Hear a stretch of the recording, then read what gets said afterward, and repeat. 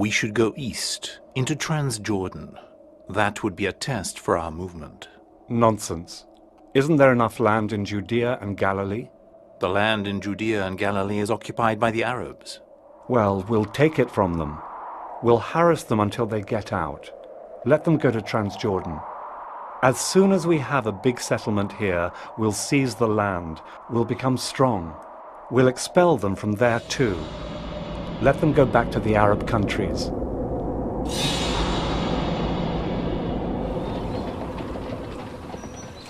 Here we have a community of indigenous inhabitants living on the land for centuries.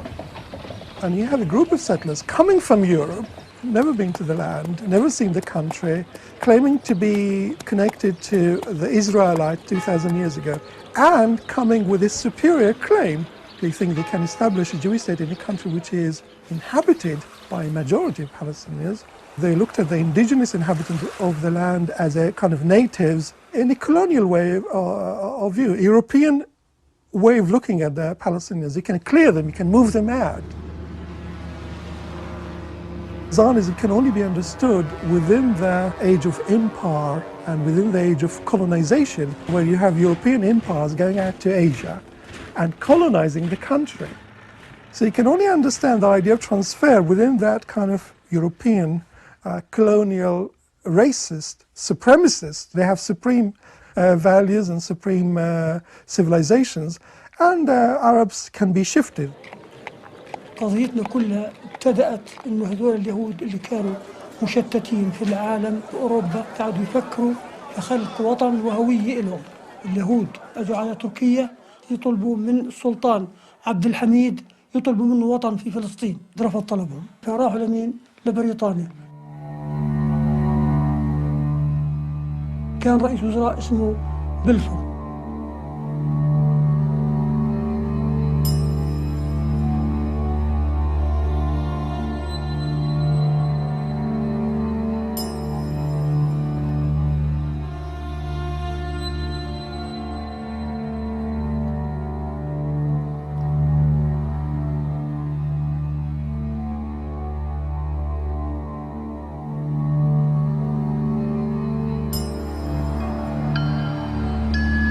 In the late 19th century, the Zionist leadership is actually in Europe. They're not in Palestine. You can see the center of Zionist lobbying actually is the capital cities of the West. First, Central Europe, and in the capital city of the British Empire, London. And after the Second World War, they moved to the capital city of the world, which is Washington. Ben-Gurion defines Zionism, says Zionism is about transfer. You transfer the Jews from Europe to Palestine, and you transfer the Arabs.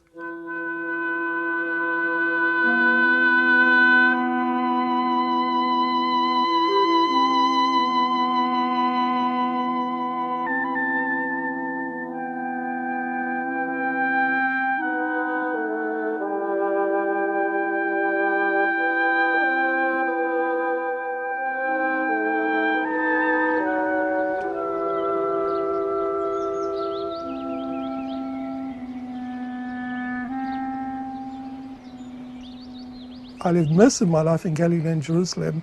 I never came across documents on transfer. The issue was suppressed. It was really suppressed within Israeli society. There was a conspiracy of complete silence around it. I went straight into archives in Jerusalem. One is the Central Zionist Archives, and one is the State Archives. I went into this archives, and I was quite shocked to discover mountains of documents, minutes, meetings, committees, mainly about the 30s, but even before the 30s. Gradually, I started to create a picture of what the idea of transfer in Zionism was. And I came to the conclusion, really, it was from the beginning of the Zionist project. Already in the late 19th century, the Zionist leaders, the top leaders, Herzl talks about transfer. But he talks about it in a kind of vision, in a kind of dream, in a kind of gradually you have Jewish settlements increasing in Palestine. Gradually the Palestinians will be pushed out.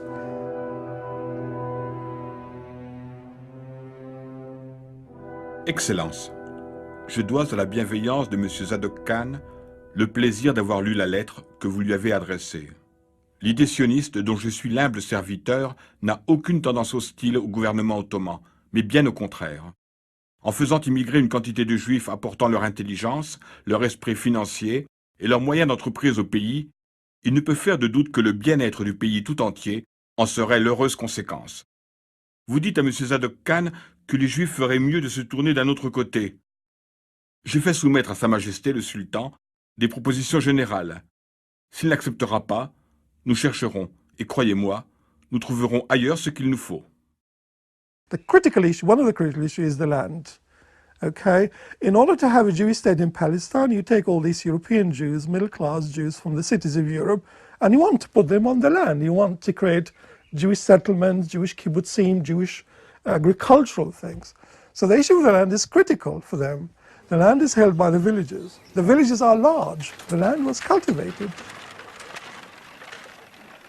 Le Réveil, Beyrouth, 1922. Monsieur Ward Price du Daily Mail écrit « La Palestine est un pays agricole et les Juifs ne sont pas des agriculteurs. Les immigrés juifs qui viennent de Pologne ou d'Allemagne où ils sont nés et où ils ont grandi dans les grandes villes ne peuvent pas devenir des agriculteurs. » First importance to the national welfare is the production of food. And in agricultural schools, Jews have acquired able them to refute the widely held belief that they do not make good farmers. The colonists' aggressive attitude towards the native peasants stemmed from their anger towards those who reminded them that there is still another people in the land of Israel that have been living there and does not intend to leave.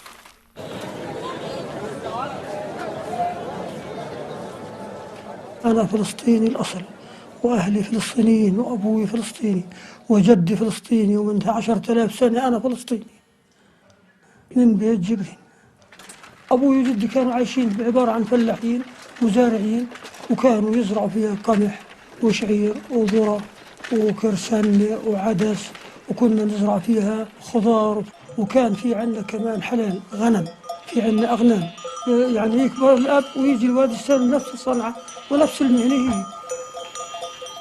إحنا قرية بس قرية كبيرة لكن إحنا عايشين من الأرض نزرع إحنا نزرع بندورة فكوس كسى بصل كل شيء من القرية يعني من الأرض إذرة قمح نطحن وعايشين من هالأرض أجوا هاليهود فلاح يزرع ويقلع فلاحين في رزقنا ناكل منه من زيت ومن زيتون ومن تين ومن شام الله خلقه وكله ناكل من الخير خيرنا نعمله بدينا وبقدرة الله بالمنازل نقص القمح والشغل هاي حياتنا والخيمة أحلاها كيفين ها مبسوط للناس وعايشة ايش اليوم احنا كنا مزارعين بس حركتنا زراعية يزرعوا بصل براسيا باذنجان كوسيا. The second issue is the issue of demography. Palestine was a populated country. The land is occupied by the Palestinians. كان في زكريا 5 حمائل والحمائل أول ما تقول أول حمولة الفدارجة العيسة الشمارخة شايف أبو لبن العدوي. البلد كانت 5 حمائل 5 حارات يعني تقريبا 1000 شخص. شو 1000 شخص 3000 إلا إشي. زكريا هي بين بيت نتيف وبيت جمال وعجور والبريج هذول 3 هيك وهي في النص. Palestine proper has already its inhabitants. The Pashalik of Jerusalem is already twice as thickly populated as the United States, having 52 souls to the square mile, and not 25% of them Jews.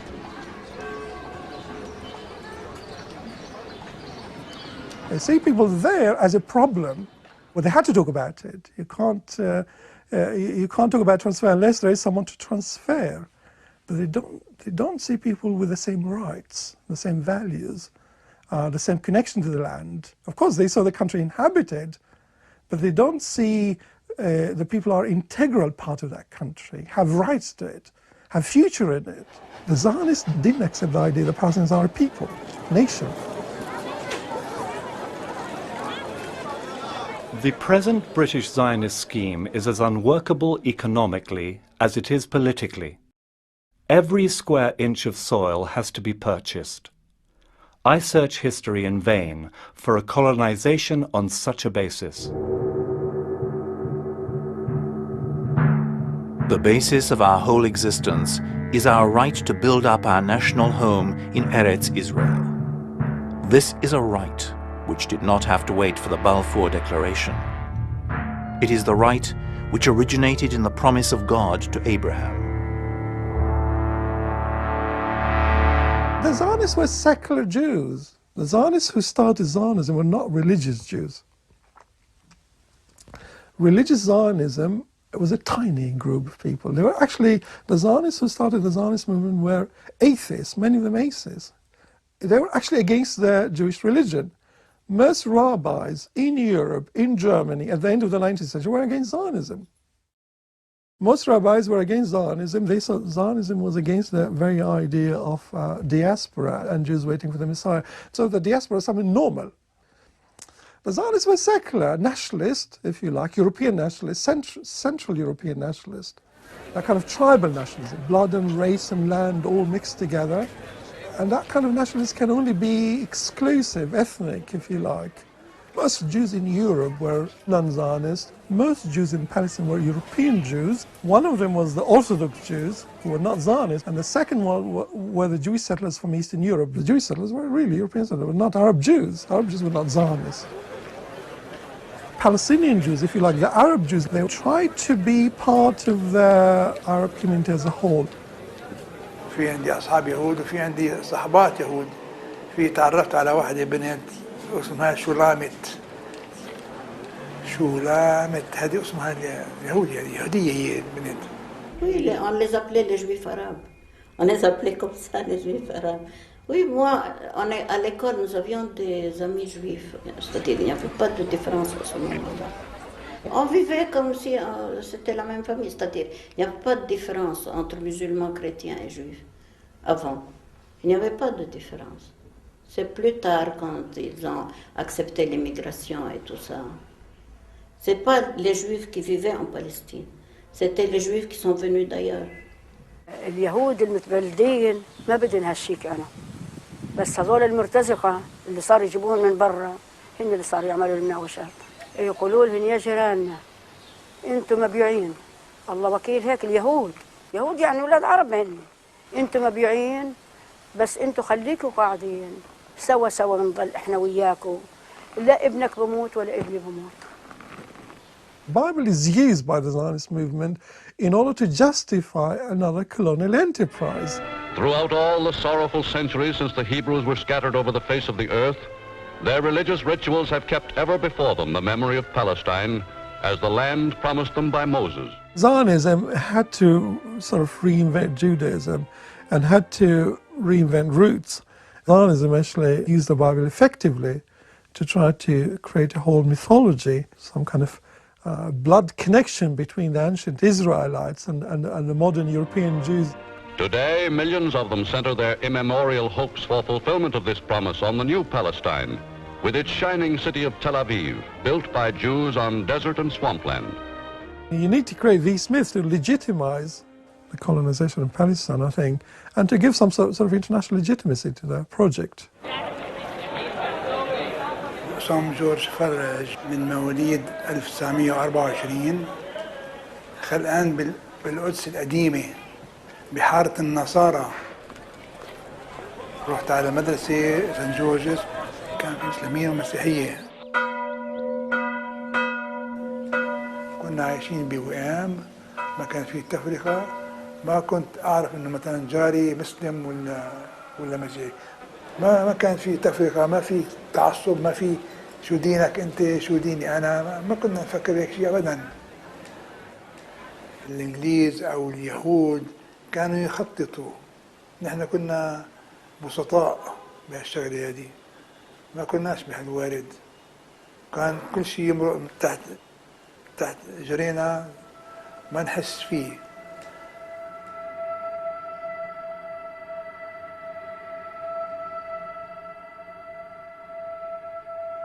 Had Zionists come to Palestine simply as visitors, or had matters remained as before the war, there would be no question of Jew or non-Jew. It is the idea of transforming Palestine into a home for the Jews that Arabs resent and fight against. The fact that a Jew is a Jew has never prejudiced the Arabs against him. Before the war, the Jews enjoyed all the privileges and rights of citizenship. The question is not a religious one, for we see that Christians and Muslims alike, whose religions are not similar, unite in their hatred of Zionists.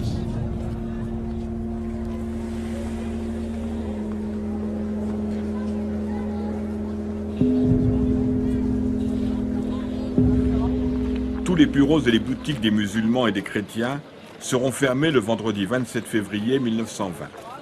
Les musulmans sortent de la mosquée après leur prière et se dirigent au siège du comité islamo-chrétien, où ils se joignent à leurs frères, les chrétiens.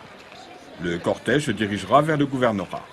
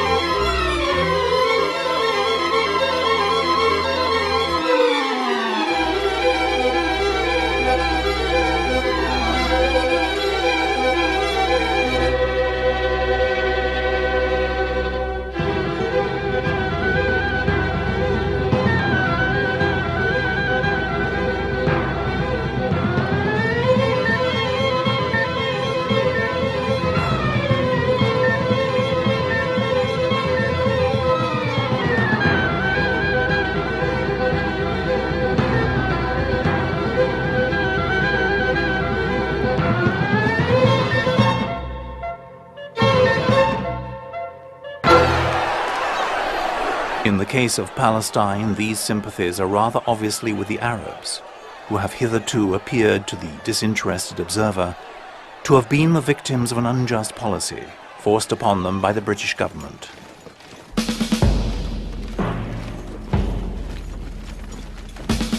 Ce qui frappe le plus chez cet homme dont le nom est peut-être destiné à rester éternellement associé à celui de la Palestine, c'est son peu de connaissance de ce pays. On a l'impression que ce n'est que longtemps après avoir signé la déclaration Balfour que le restaurateur de la nation juive s'est avisé d'ouvrir un atlas pour y chercher le national home qu'il avait créé.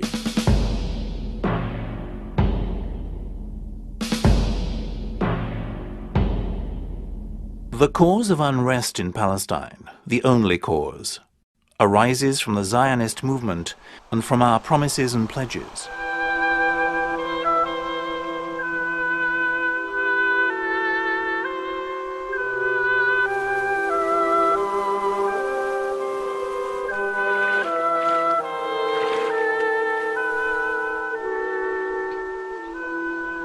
In the middle of the 19th century, we have 5% Jews in Palestine. It's quite extraordinary. Only 5% are people who looked at the figures. And I think the percentage probably before that was even less than that. There are the Jews, whom we are pledged to introduce into Palestine, and who take it for granted that the local population will be cleared out to suit their convenience. By the First World War, the Jewish percentage in Palestine is under 10%. I think the figures we have from 1917, 1918, under 10% of the population Jewish. Including the new settlers, the new arrivals, those people like Ben Gurion who came before the First World War, those people who are Hovei Zion, what they call. Still a very small percentage of the population in Palestine. Palestine in 1917, during the First War, is actually predominantly an Arab country. D'où nous vient cette audace de parler du problème arabe? Actuellement, et dans un futur proche, il existe seulement en Palestine un problème juif. Problème d'une minorité juive faible. Et si malgré tout nous continuons à parler d'un problème arabe, c'est seulement parce que nous avons dans le pays d'Israël une perspective historique. The position of Labour Zionism was gradualism, gradual colonization. They still believe in this idea they gradually built more settlements, you buy more land, you have more goats, more... this idea of gradualism, the country will evolve gradually. A Jewish majority will be created gradually. Keep quiet about it. By a Jewish national home, I mean the creation of such conditions that as the country is developed, we can pour in a considerable number of immigrants and finally establish such a society in Palestine that Palestine shall be as Jewish as England is English, or America American.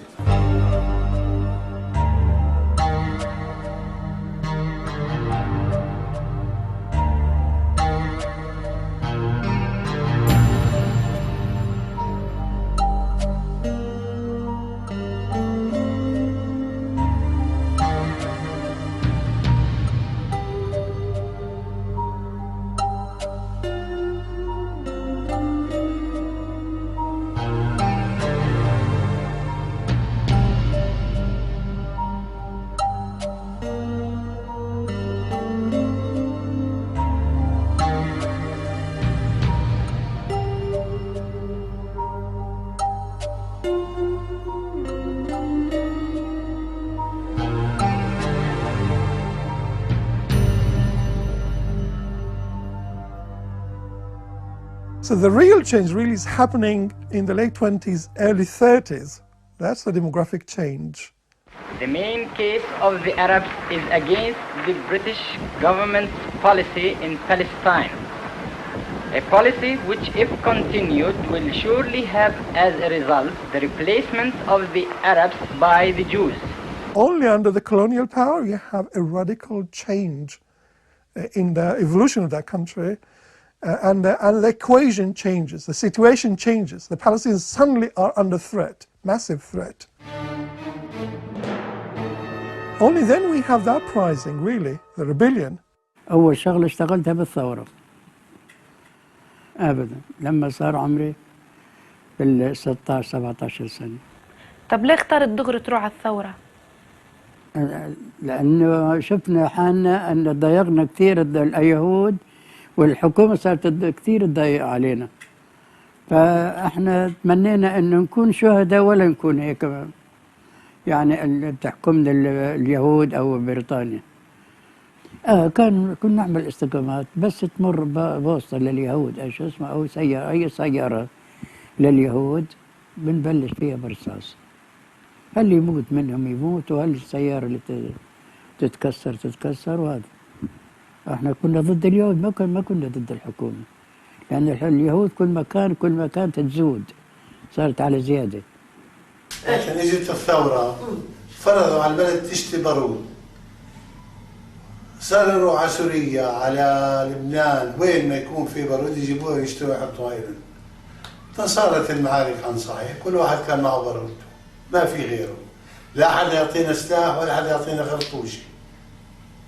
وظلت تقاوم الناس للآخر.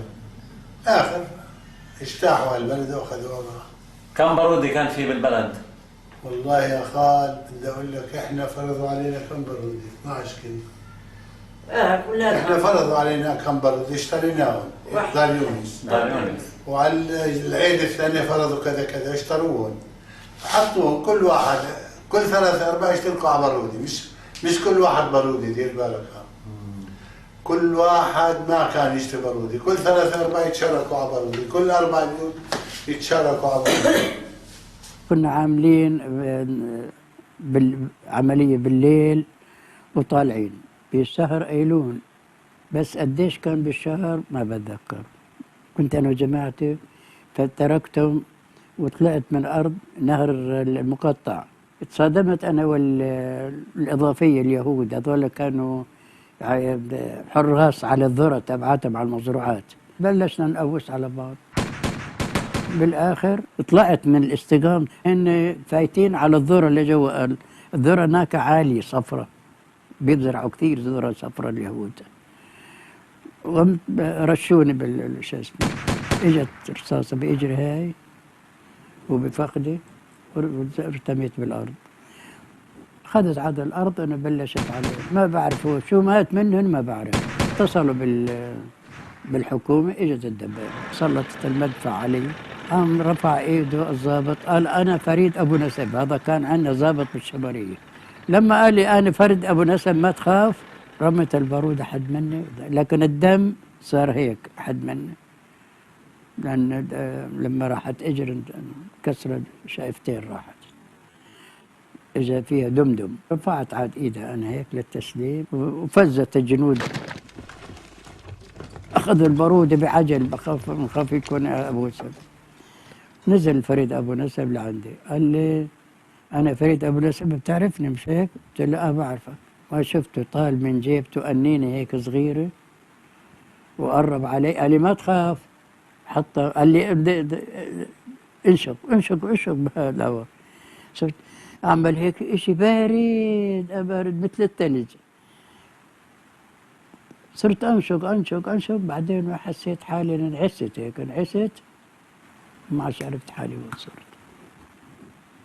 ما فقت الا ثاني يوم فقت ولا هم قاطعين اجري شايلين اجري. هي يما عطيني البارود معلقه، ليش لبلادي بدي انزل على المشنقه. هذا المدة عملوا لي محاكمة، عملوا محاكمة حكموني اعدام. يا ويلي يا ويلي يا لما الحكيم اعطى على صر طبيب انه لا يتجاوز ال16، لا يتجاوز ال16، نزلت عاد نزلوني من الاعدام للمؤبد. لا امي ويصلها يخبر بالصحيح اللي جرى. اخذوني من المستشفى على السجن دغري، على سجن عكا.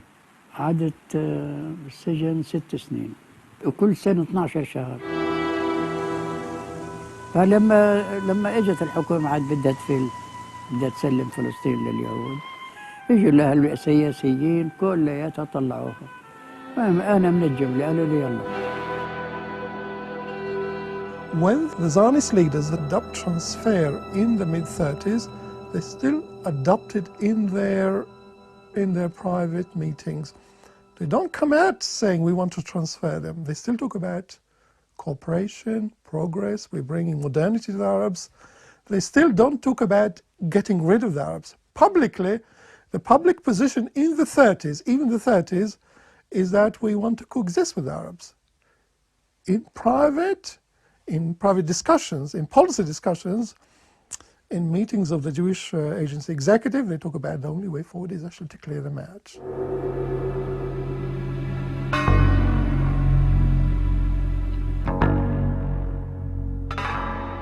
In the 30s, they feel slightly more confident.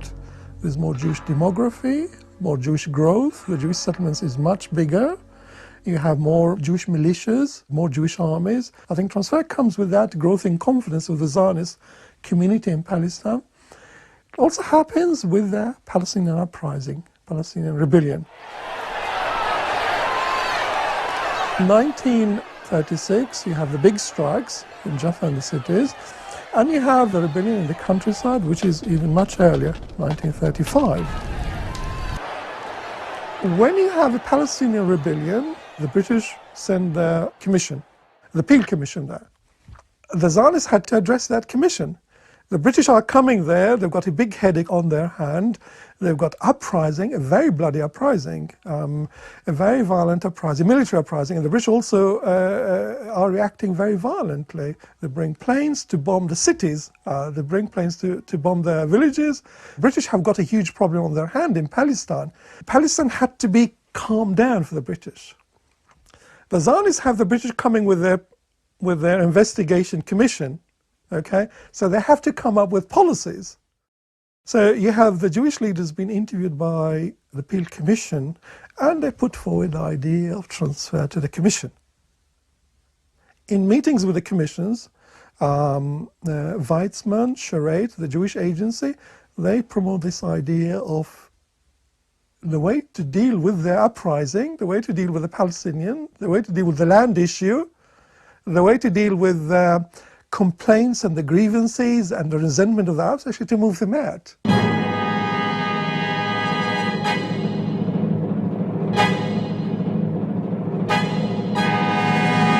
When the British say, look, well, there's a rebellion, the Palestinians don't want you, They don't want land purchases.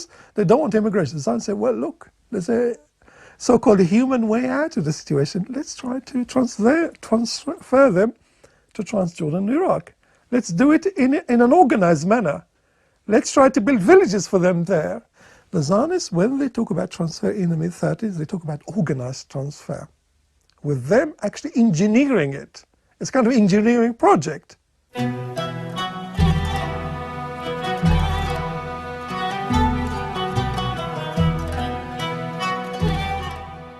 Large villages crowded in population and surrounded by cultivated land, growing olives, grapes, figs, sesame and maize fields.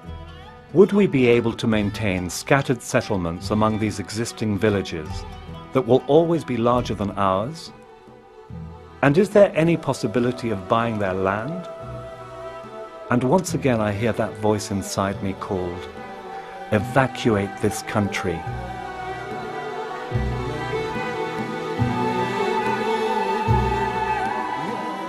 والله إني بحل الزعتر وبحل البلوط وبحل الخبيزة وبحل الخضرة اللي كنا ناكلها. بقينا نطلع إحنا أولاد صغار على المزارع ناكل فول، ناكل حلبة، ناكل جلسون، ناكل سيسعة، ونلعب الولاد صغار يضاد ونروح نلقط بلوط، نلقط فقع. يعني كنا حياة طفولة حلوة كثير في بلدنا، وكانت بلدنا بلد يعني زراعية، بلد زراعية وبلد أغنام، بلد واسعة أراضيها واسعة كلها. عندها كانت مليانة أغنام بشكل فظيع. وبيت جبرين الأرض اللي عندها يمكن توازي أرض محافظة الخليل من كثر ما هي واسعة. المنطقة الغربية سهل والمنطقة الشرقية جبال جميلة وحلوة كلها أشجار. تحدها من الشمال بلد اسمه عجون، ومن الجنوب بلد اسمه الدوينة، ومن الغرب بلد اسمه القبيبة، وبلد اسمها عراق المنشية.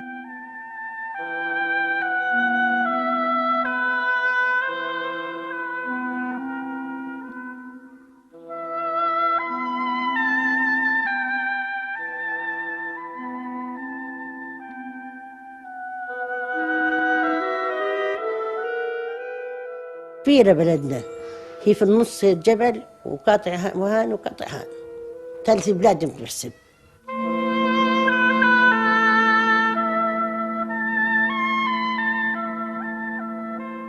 لا عند فلان نروح نعمل الصالح، حدا يقول لنا شو عاملين والله. اي والله حدا يقول شو مساويين، ولا الواحد جوزها يقول له وين رايحه ولا جاي مأمن وين ضروري. عند الخليل، عند المعمر، عند الحسين، عند الحسن،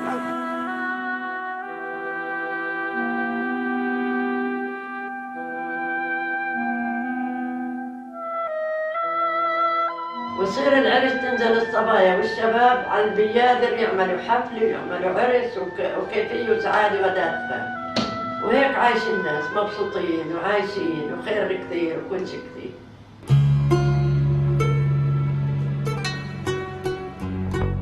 They are too many and too much rooted. The only way is to cut and eradicate them from the roots. Without taking action to transfer population, we will not be able to solve our question by land buying.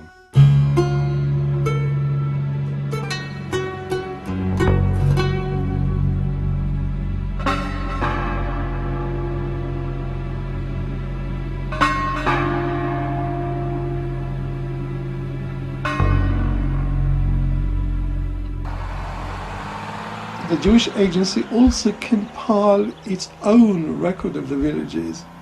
So the knowledge about the villages went far beyond the Peel Commission. Come to 1948, they know quite a lot about social structures of the villages, the ownership, the hamulas, the leaders, etc. By 1939, the British managed to crush the Palestinian rebellion. Crush really means crush, bombing villages, using aircraft. They arrest many people, they execute many, but the British actually react quite harshly to the Palestinian uprising. The Palestinian society was disarmed in the 30s by the British. الإنجليز قبلهم كان مجردنا، اللي عنده يلقوا فشكة يعني مؤبد، واللي عنده بارود وفشكة يعدموه إعدام، اللي عنده أكثر من خوصة للمطبخ يأخذوها منه ويغرموه.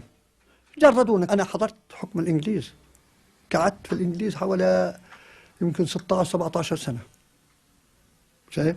كانوا عاملين رقابة علينا الله أعلم فيها. كانت الحكومة الإنجليزية ما تسمحش للعرب الفلسطيني يحط في ايده سكينة ما كانت تسمح له، شبرية يحطها بجنبه ما كانت تسمح له، واليهود كانوا يتسلحوا.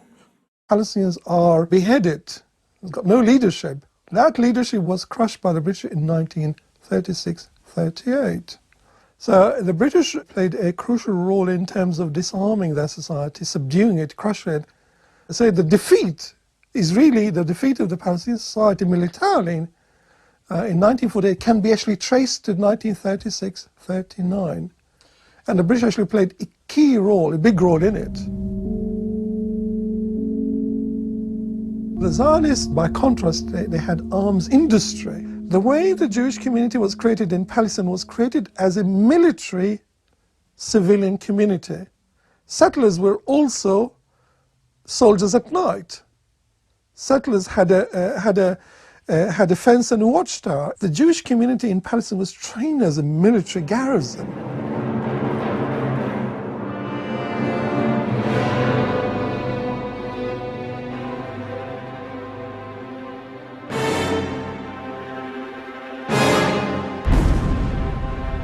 They start in 1937, 38, 39, under Jabotinsky, they start actually planting bombs. The technique of planting bombs in our markets, in the cities, was really started by Jabotinsky. Eitzel is the Hebrew acronym for Ergun Tzvei Leumi. Lehi, the other splinter group, concentrated on assassination. They assassinated Lord Moyne, they assassinated Count Bernadotte in 1948. That was actually, their specialism was assassination. The main target of Eitzel were the Palestinians and urban centers. Eitzel technique was, if you were to target Palestinian urban centers, if you were to terrorize the cities, actually the Palestinian society can actually be shaken, thrown off balance. Targeting markets, urban centers. This is where the Palestinian society is based. This is where the leadership of Palestinian society. If you throw the cities off balance, and here I think the idea of terror, the idea of actually terrorizing, you only need to plant a few bombs in markets, in these souks. Eitzel developed the idea of actually dressing up as an Arab. All the evidence we have that Eitzel operatives, those people actually who came to Arab markets, actually were dressed up as Arabs. Eitzel were gangs in the sense of a hit and run. Targeting was of markets, but Eitzel actually moved on to target British officer clubs, British headquarters, British installations.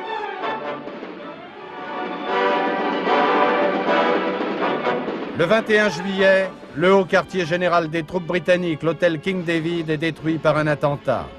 Il y a 76 morts et une vingtaine de disparus. À la fin de l'année, le Goldsmiths Club saute à son tour. Ces deux attentats sont signés de l'Irgun, mouvement terroriste clandestin dirigé par Menahem Begin.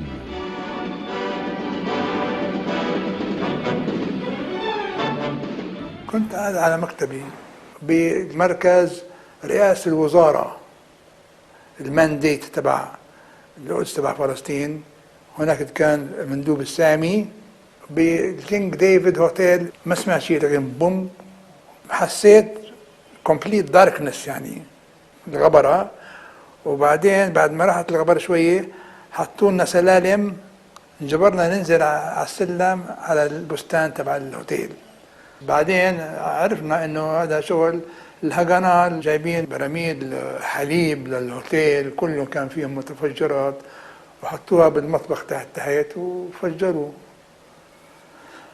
بس on the spot انه افكر شو صار، مش معقول يعني، ما فكرت بشيء. فكرت انه انا الحمد لله نجيت من المشروع هذا. بس بعدين اكتشفنا الاصحاب والاصدقاء والمتعاونين معنا اللي كانوا بموظفين اللي توفوا وماتوا 80-90 واحد القتلى. صار نفس الشيء لهوتيل سمراميس. Mon père était gouverneur militaire à Jéricho. Il a été à Jérusalem gouverneur, il a été à Ramallah gouverneur, à Safad, à Bissan, et puis en dernier lieu à Naplouse, le district de la Samarie. Il venait après les Anglais. Il y avait un gouverneur anglais et mon père venait juste après. Samiramis, je me souviens de tout parce que c'était notre cas. C'était votre sœur. Oui. C'était votre sœur qui était dedans. Et mes tantes. C'était le plus grand après le King David. De la même famille, c'était la première fois tant de morts de la même famille. C'est pour ça que ça a fait un grand bruit aussi. Lorenzo qui possédait l'hôtel Semiramis? Mais c'est mon oncle. C'est votre le frère de ma mère qui avait l'hôtel Semiramis. C'était le 4 janvier, à 1h du matin, en 48. Ils ont mis une petite bombe d'abord pour ouvrir la porte d'en bas, puis ils ont mis la grande bombe. C'était à 6h du matin. Ils ont téléphoné à Naplouse pour nous avertir que l'hôtel Semiramis avait sauté. Et ma mère a été pour répondre au téléphone. Et quand elle a été, ils n'ont pas voulu dire à ma mère. Ils lui ont dit, nous avons besoin du gouverneur pour l'affaire. Alors mon père a été, ils lui ont dit que l'hôtel Semiramis a sauté. Ma mère lui a dit, qu'est-ce qu'il y a? Il y a quelque chose, pourquoi on te voulait au téléphone? Il a dit que je te dise la vérité, l'hôtel Semiramis a sauté. Il a dit, ma fille. 2 heures après, ils ont téléphoné que ma soeur était vivante, mais qu'elle était blessée au pied. Nous avons tout de suite quitté Naplouse pour Jérusalem. 2 de mes tantes, je crois, étaient asphyxiées parce qu'ils avaient la figure bleue. Ils étaient asphyxiés. Sous les décombres, il n'y avait pas d'air. Pareil qu'on les a entendus dire au secours, sauvez-nous. Et puis elles sont mortes. Le consul d'Espagne, il y a un journaliste de la famille Taher qui est mort aussi dans cet hôtel. Et les Juifs contrôlaient tous les coups de fil. Et c'était un journaliste, c'était son travail de raconter tout ce qui se passait. 4 tantes, mon oncle, la femme de mon oncle, le mari de ma tante. Et mon cousin de 24 ans. C'est mon père seulement qui a été reconnaître les corps. On est resté 1 semaine jusqu'à qu'on ait pu découvrir les corps pour les enterrer. Chaque fois, on enlevait un peu des ruines et on trouvait un corps. Nous avions 18 membres de notre famille dans cet hôtel.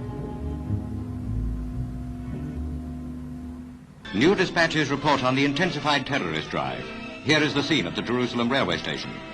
A red-haired Jewish girl planted 2 suitcase bombs and drove off in a stolen car under coverage fire from her accomplices.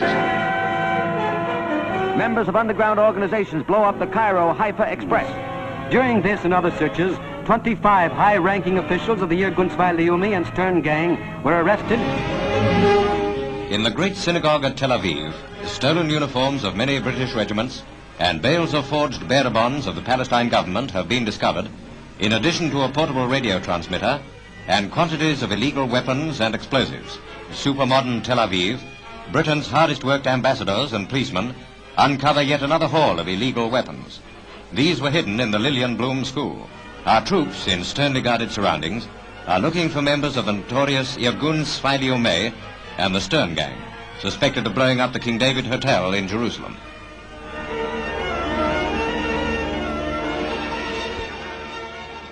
Ben Gurion comes to the conclusion that only a Zionist solution can be imposed on the Palestinians.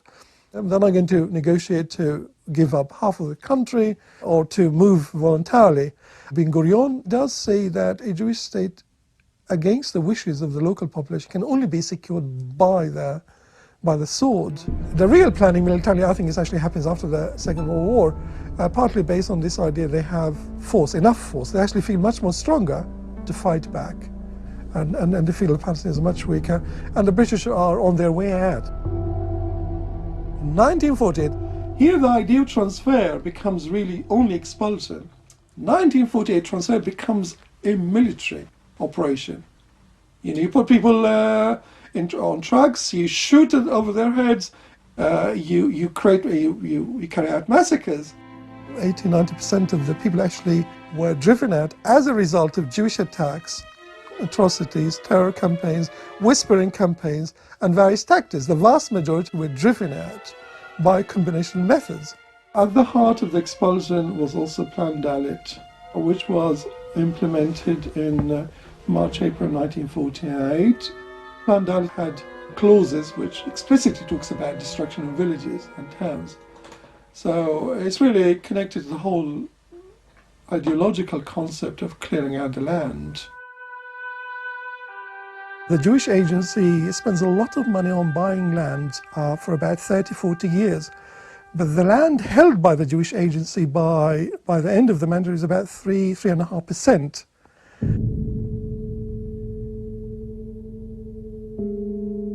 Gradually they realized that the country can only be occupied militarily. Ben Gurion thinks about war. Transfer can only be done in a situation of war.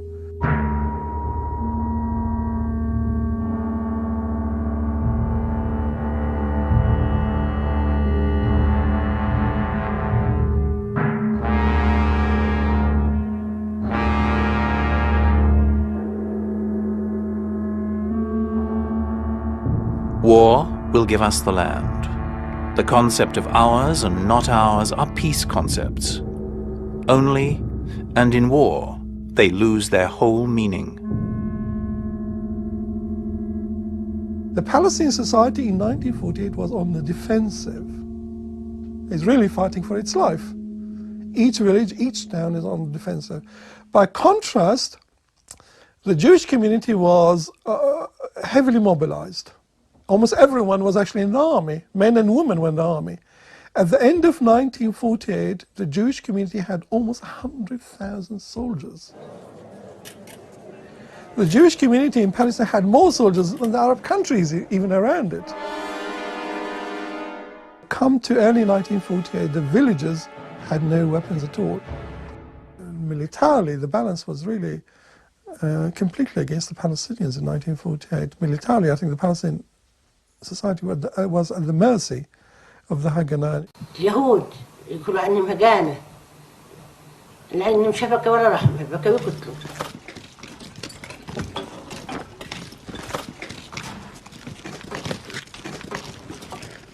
أول بدأوا من يافا، من حيفا، من جليد، من الرملة. إحنا الشباب ما عندناش مصاري، الواحد قاعد يروح يشتري سلاح.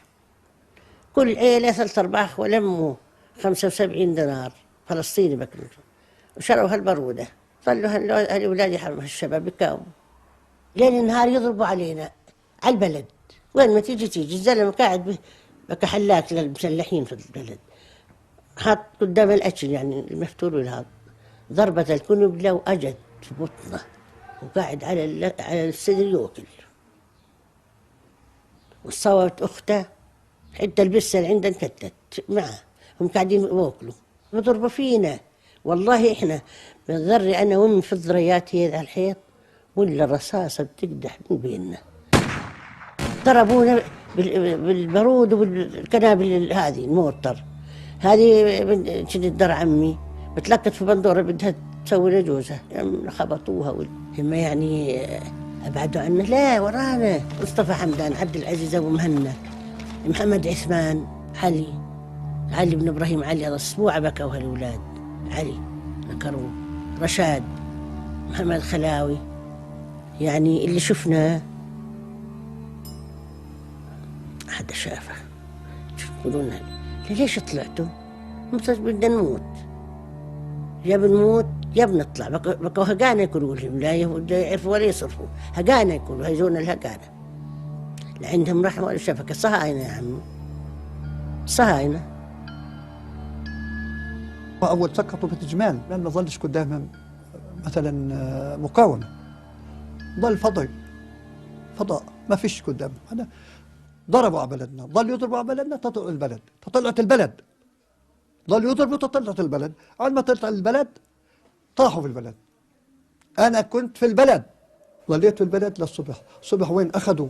يمكن 10-15 واحد أخذوهم وحشروهم في مغارة. أنا طحت في الأرض الواطي ونفيت في الواد. واد نفت أكثر من 2 كيلو وأنا ماشي. أنا وطلع 8 واحد يعني ونفدنا.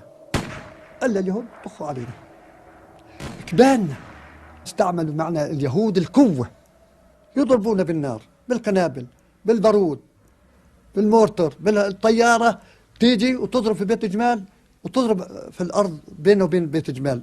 يعني إرهاب. احنا إرهابيين، مش هم الإرهابيين، احنا إرهابيين. معنا طيارات ومعنا مدافع. الإنجليز جردتنا وإحنا الحمد لله رب العالمين كنا معولين، ما فيش شيء. وطبعا لما واحد يحمل عليك شبرية ويغشاك وإنت ما فيش معك ولا حدا، يا بتسلم يا بتشرد. احنا شردنا. سنة 48 كان عند 80,000 جندي جاهزين للحرب، وإحنا كنا ضايعين. الشعب الفلسطيني ما كان عنده ولا شيء. استلموا بلدنا، في معهم طائرة، في عندهم طائرة. قعدوا 20 يوم وكل ليلة يرموا على بلدنا صاروخين بالطائرة. تبقى حامل صاروخين تضربهن على أطراف البلد. البلد تضرب على أطراف البلد، مش في البلد جوا. الصحيح مشان إيش؟ مشان تهجير لمدة 20 يوم. تمنهم تقريبا شعروا إنه البلد ما ظلش فيها حدا. شردوا الناس طبعا لما بيشوفوا طائرة بترمي صاروخ، يقول لك إذا ما وصلنيش اليوم بصلني بكرة. فشردوا من البلد وطلعوا أطراف البلد، يعني أبعدوا عن البلد كيلو 2 كيلو. في هناك مغاير، في هناك شيء يتخبوا فيها، وفي النهار يجوا وفي المغربيات يشردوا منها. بعد تقريبا شهر هم الطائرة تسوي هيك، أجونا يوم من الأيام تقريبا الساعة 4 والله يمكن زي الوقت هذا. طيب النهار العصرية هيك الساعة 4 قوات يعني شيء كبيرة حوالي 100 أو 200 جندي حاطوا البلد من المناطق اللي بيجوا منها، ودخلوا البلد ولقوا فيها لا مقاومة ولا شيء، واستلموا البلد وبلشوا بتهجير القرى قرية. شايف كيف؟ ويرشوا القرية بسلاح وقوة يعني فظيعة، والفلسطيني ما شيء. الناس صارت ترحل وتشرك، واحنا صرنا نمشي مع الناس. سنة 48 بشهر 4 سقطت صفد كلنا. اجى الزيتون، صار يفرطوا زيتون. بالزيتون اجوا اليهود هاجموا البلد والقرية كلها، المنطقة كلها هاجموها مش بس بلدنا. هذا صفد كله كان اللي بعد هاجموه. هاي أول مصارعة اليهود ما فاتت عليه. هاجموه وعليت المعركة يا أخوي، كنا يومين بدي عندي، يوم والله، يوم ليلة واحدة. فاتوا اليهود على البلد ودمروا الأخضر باليابس. ايه سؤال. لما فاتوا على البلد كانوا أهل البلد بعدهم موجودين ولا في ناس طلعت؟ نعم بالبلد. طيب شو عملوا للناس الموجودين بالبلد؟ شو عملوا للناس؟ كيف يعني شو عملوا للناس؟ بتقول فاتوا على البلد. فاتوا على البلد اليهود. احتلوها يعني. وقت احتلوها فاتوا عليها البيوت، صاروا يضربوا الشباب اللي بدهم يحطوها قدامهم ويرشوها. هذا اللي صار. أنا منهم يعني، مش بكذب، أنا منهم.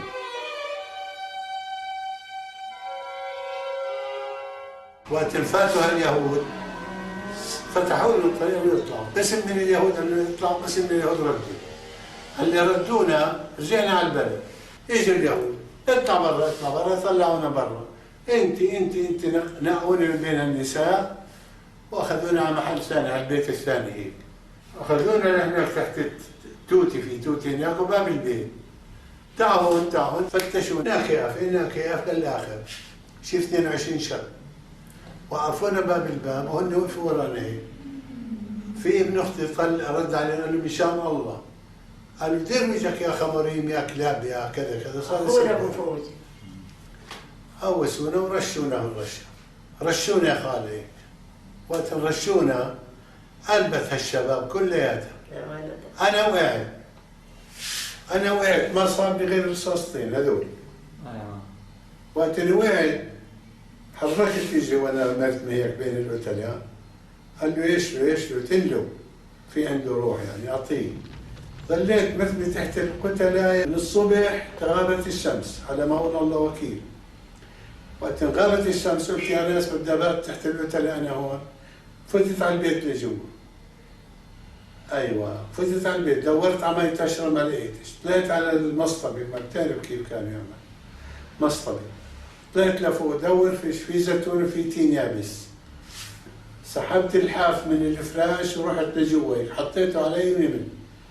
عيني يا عيني يا عيني يا عيني يا عيني يا عيني قال زريف الطول أبو منديل عقدي وصبروا على الجفا والضيم عقبي، قال والله أماني لا تجروا ميل عقبي ولا تحضروا فرح وإحنا غياب. أهل فلسطين بقولوا هيك يعني. حرام الشو.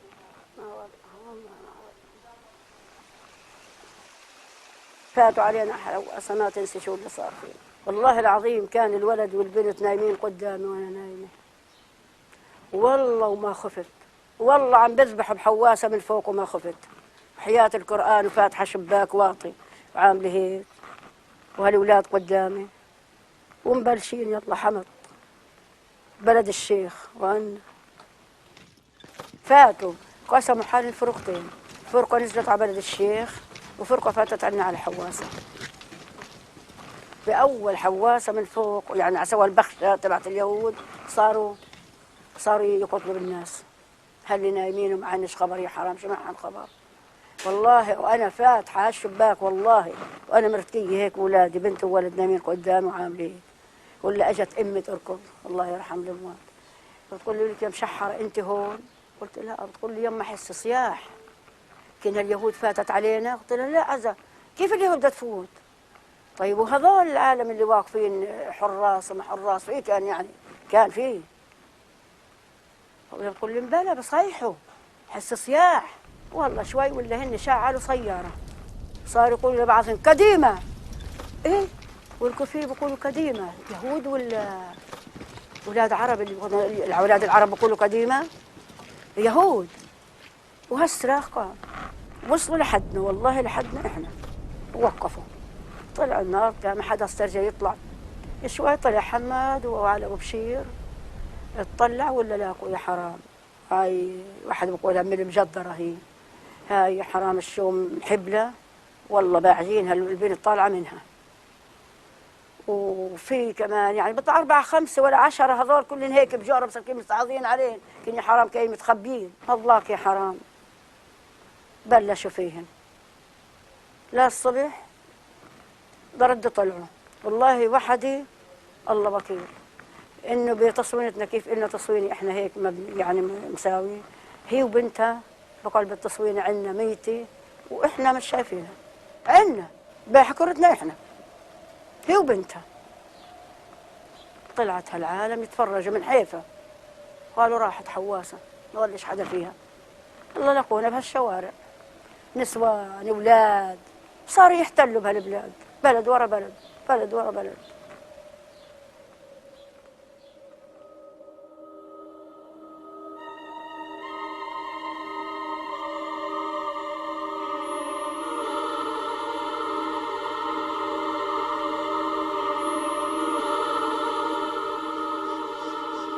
كانت صيف الدنيا كان العنب حصرا.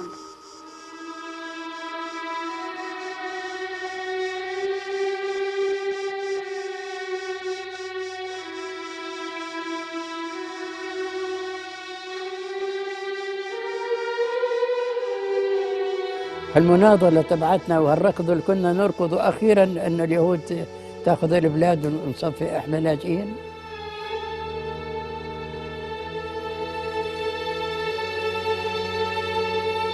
بترجع لي بيجي واللي بكيدني أكثر إنه يجي واحد من أوروبا ياخذها مني. يجي واحد من أوروبا بس الاستعمار هيك بده. أنا يعني مكبوت في جسمي لأني بطلع بجيبي وصلاش.